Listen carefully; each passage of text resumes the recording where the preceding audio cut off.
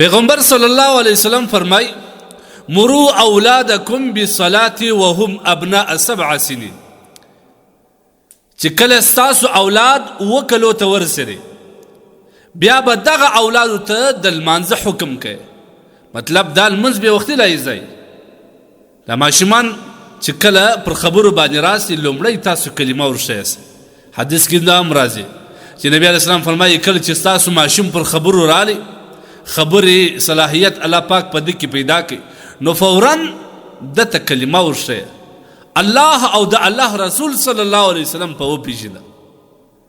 نو باید چې کله د 6 کلن یا 9 کلن وي د دل منځ باید ازده وي لمونځ یې ښه زده کړي.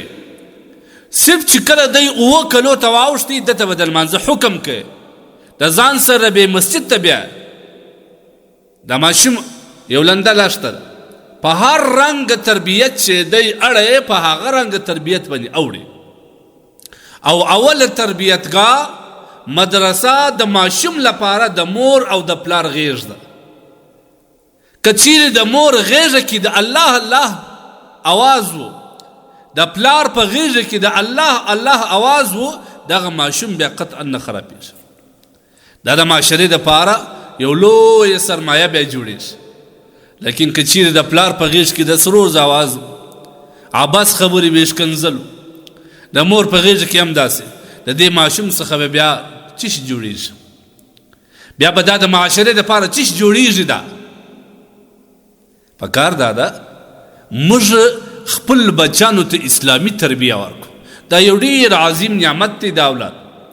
د دې اولاد قدرداني د هغه چا نه وپوښته چې الله د دې نعمت څخه محروم کړی دی چې هغه یې د دغه نعمت د لاسته راوړلو لپاره د دنیا کنج کنج ته ځان رسول دي هر قسم ډاکټر نه دی پرېښی لیکن تا ته الله درکړی دی د دې روزنه وکړه د دې تربیه وکړه. نبی علیه السلام فرمایي چې کله 9 کلو ته ورسېدي د لمانځه حکم ورکړه د ځان سره لمانځه ته بیا لکه بابا په خپله په لمانځه کې کمزوري و نو بیا به د اولاد صحیح او دا واورئ د اولاد په مخ کې لمونځ مه قضا کوئ درواغ مه وایئ غلط خبره مه کوئ. دا ستا اولاد په ذهن کې دا ټول ریکارډۍ ټیپوي چې هر څه ته کوې دا ستا اولاد پر هغه لار باندې ځي. لہذا کله چې 9 کلو ته ورسېدي په ډېر ښایسته ناز باندې په ترغیب باندې ورته وایي چې بچی راځه. موږ خو بله کوو چې کله یو ماشوم مسجد ته راغلی په چپلاخو باندې وي شړي دا قطعا مه شړئ. په مسجد کې اخر ځای په کتابو کې دا راغلی چې دا اخر سب چې کوم دی دا د صبیان دی د ماشومانو دی.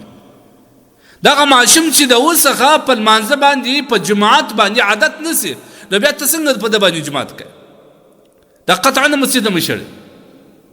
او کله چې دغه ماشوم نبی علیه الصلاة والسلام فرمایي چې کله دی 10 کلو ته ورسېدی واضربوهم علیها په دغه لمانځه یې بیا وهه که یو وخت لمونځ دې پاته سوی و چې په لاخ یې وه چې دی په دې پوه سي چې دا لمونځ زما دپاره زما د زندګي دپاره یو مهم شی دی ځکه زما پلار ما ویي په دې باندې.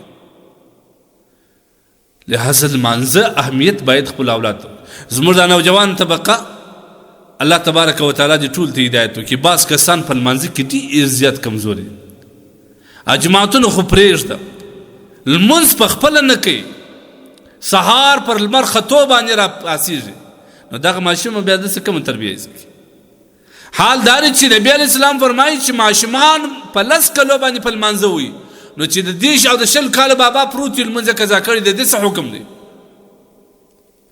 قصدن لمونځ قضا کول علما کرام لیکي دا سخته ګناه کبیره ده ډېره لویه ګناه کبیره ده.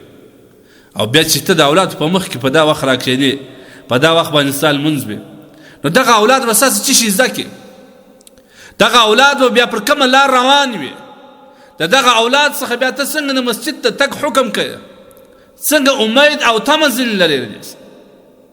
لهذا خپل د اولادو ښه تربیه وکړئ. اولاد لوی نعمت دی د لمانځه تربیه ورکړه مساجد ته یې واستوه امامانو ته یې واستوه قرآن په یې زده کړه الله په وپېژنه عقیده یې ور برابره کړه دا د اولاد دپاره مهم شی دی.